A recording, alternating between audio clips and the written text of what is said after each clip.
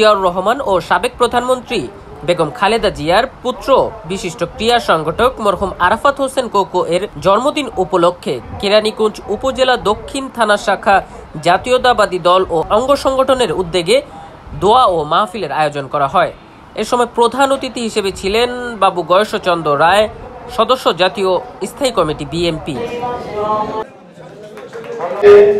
আজকে মুক্ত বাতাসে আমরা নিঃশ্বাস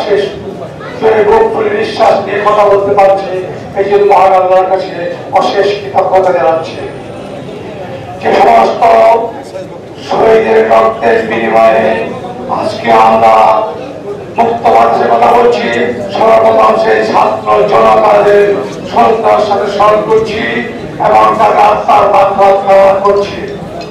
শহীদ মৃত্যু কায়িক মৃত্যু যেন নবজীবনের উদ্ভব, শহীদের রক্তে নব ইতিহাস লেখা হয়। আজকে আমাদের ছাত্র জনতারা যে ইতিহাস লিখে দিয়েছে, সেই ইতিহাসের ধারাবাহিকতাকে আমাদের সুপথে প্রত্যেক জনগণের কাছে পৌঁছে দিতে হবে।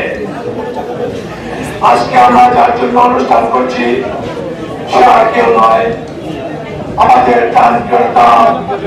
যারা আদর্শে বুকে ধারণ করে আমরা রাজনীতি করছি, শহীদ প্রেসিডেন্ট জিয়াউর রহমানের এবং দেশনেত্রী বেগম খালেদা জিয়ার পরিচিত শেখ আরাফাত রহমান কোকোর 54তম জন্মদিন।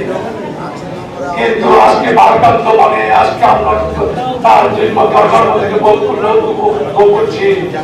আজকে আমাদের মধ্যে সে নাই। সেই স্বৈরাচার হাসিনা সরকারের অত্যাচার নির্যাতনে নিষ্পেষিত হয়ে আমার ভাই মারা গিয়েছে, তাকে হত্যা করা হয়েছে। আমরা ধিক্কার জানাই এবং আমরা যাই হোক যত ব্যবস্থা আছে আমরা নিয়ে তার তদন্ত করে পুনরায় আমাদের বিচার করবো।